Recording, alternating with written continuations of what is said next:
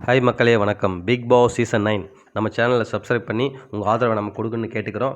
இன்றைக்கி எபிசோட் எல்லாம் பார்த்துருப்பீங்க. அந்த வீட்டில் இருக்க எல்லா ஹவுஸ்மேட்ஸுமே பார்த்தீங்கன்னா எல்லாருமே பார்வதிக்கு அகேன்ஸ்டாக தான் இருக்காங்க. பார்வதி பற்றி யாருனா ஒருத்தர் சொன்னால் போதும், ஒரு மைனஸாக அதை வந்து எல்லோரும் சேர்ந்துட்டு கலாய்க்கிறதும் அவங்கள வந்து ரொம்ப கேலி பண்ணுறதுமாகவே இருக்காங்க. நீங்கள் யோசிச்சு பாருங்கள், இத்தனை ஹவுஸ்மேட்ஸ் முன்னாடி ஒத்த ஆளாக நின்று அந்த பொண்ணு உண்மையாகவே வந்து ஸ்ட்ராங் தாங்க, அயர்ன் லேடின்னு கூட சொல்லலாங்க. ஏன்னா அவங்க தப்பு பண்ணுறாங்க, இல்லைன்னா சொல்லவே இல்லைங்க. அவங்க நிறைய தப்பு பண்ணியிருக்காங்க, இப்போவும் பண்ணிட்டு தான் இருக்காங்கன்னு வச்சுக்கோங்க, அது வேறு விஷயம். பட் நீங்கள் என்ன தான் பண்ணாலுமே இத்தனை பேர் சேர்ந்து உங்களை அடிக்கும்போது ஒரு ஆளாக அந்த இடத்துல நிற்கிறாருன்னா உண்மையாகவே சாதாரண விஷயம் இல்லைங்க. வேறு யாருனா இருந்தால் என்றைக்கே ஓடி போயிருப்பாங்க. ஸோ உண்மையாகவே அவங்கள இதுக்காகவே அவங்கள பாராட்டலாம். பார்த்தீங்கன்னா புதுசாக ஒரு கேங் சேர ஆரம்பிச்சிது.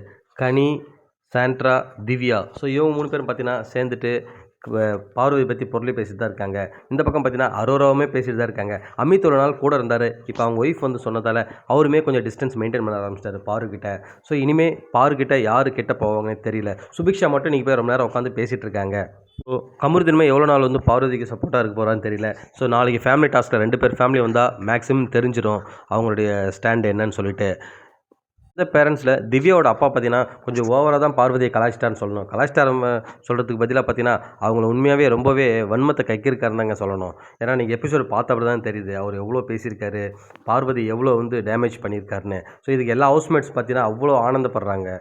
மீண்டும் உங்களை அடுத்த வீடியோவில் சந்திப்போம் மக்களே. நன்றி.